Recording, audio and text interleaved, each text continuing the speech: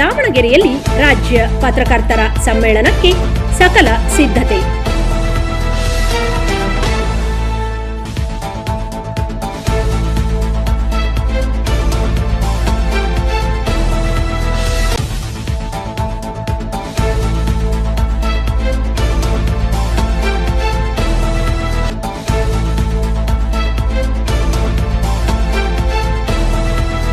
ಬರುವ ಫೆಬ್ರವರಿ 3 ಮತ್ತು 4ರಂದು ನಗರದಲ್ಲಿ ನಡೆಯಲಿರುವ 38ನೇ ರಾಜ್ಯ ಪತ್ರಕರ್ತರ ಸಮ್ಮೇಳನವನ್ನು ಅರ್ಥಪೂರ್ಣ ಮತ್ತು ಯಶಸ್ವಿಯನ್ನಾಗಿಸುವ ನಿಟ್ಟಿನಲ್ಲಿ ಭರದ ಸಿದ್ಧತೆಗಳು ನಡೆದಿವೆ ಎಂದು ದಾವಣಗೆರೆ ಜಿಲ್ಲಾ ಕಾರ್ಯನಿರತ ಪತ್ರಕರ್ತರ ಸಂಘದ ಜಿಲ್ಲಾಧ್ಯಕ್ಷ ಎಂ ಮಂಜುನಾಥ್ ಏಕಬೋಟೆ ಮಾಹಿತಿ ನೀಡಿದರು.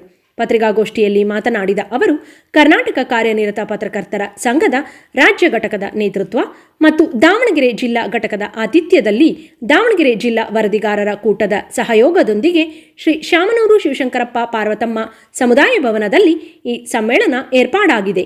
2 ದಿನಗಳ ಕಾಲ ನಡೆಯಲಿರುವ ಈ ಸಮ್ಮೇಳನದಲ್ಲಿ ರಾಜ್ಯದ ಮೂಲೆ ಮೂಲೆಗಳಿಂದ ಸುಮಾರು 5,500ಕ್ಕೂ ಹೆಚ್ಚು ಪತ್ರಕರ್ತರು ಪಾಲ್ಗೊಳ್ಳಲಿದ್ದಾರೆ.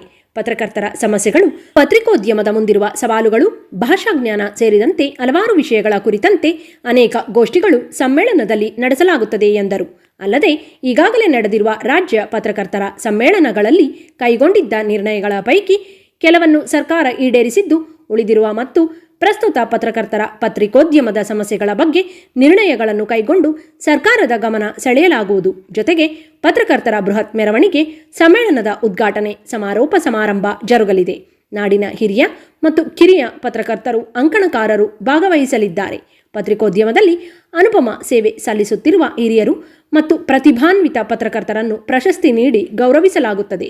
ಮುಖ್ಯಮಂತ್ರಿ ಸಿದ್ದರಾಮಯ್ಯ, ಉಪಮುಖ್ಯಮಂತ್ರಿ ಡಿಕೆ ಶಿವಕುಮಾರ್, ವಿಧಾನಸಭೆ ವಿರೋಧ ಪಕ್ಷದ ನಾಯಕ ಆರ್ ಅಶೋಕ್, ಮಾಜಿ ಮುಖ್ಯಮಂತ್ರಿ ಬಿಎಸ್ ಯಡಿಯೂರಪ್ಪ ಸೇರಿದಂತೆ ಜಿಲ್ಲೆಯ ಜನಪ್ರತಿನಿಧಿಗಳು ಭಾಗವಹಿಸಲಿದ್ದಾರೆ ಎಂದರು.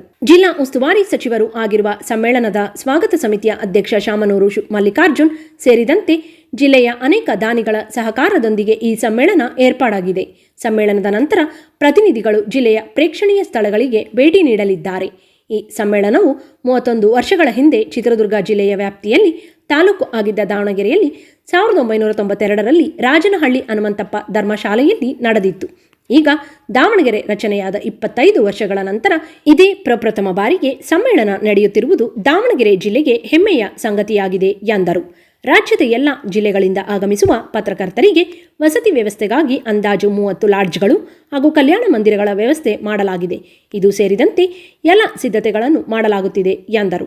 ಪತ್ರಿಕಾಗೋಷ್ಠಿಯಲ್ಲಿ ಜಿಲ್ಲಾ ವರದಿಗಾರರ ಕೂಟದ ಅಧ್ಯಕ್ಷರಾದ ಕೆ ಏಕಾಂತಪ್ಪ, ಕಾರ್ಯನಿರತ ಪತ್ರಕರ್ತರ ಸಂಘದ ಪ್ರಧಾನ ಕಾರ್ಯದರ್ಶಿ ಫಕ್ರುದ್ದೀನ್, ಖಜಾಂಚಿ Badrinath, JS Veeresh, Madhu Nagaraj, A Ningappa ಹಾಗೂ ಪದಾಧಿಕಾರಿಗಳು ಉಪಸ್ಥಿತರಿದ್ದರು.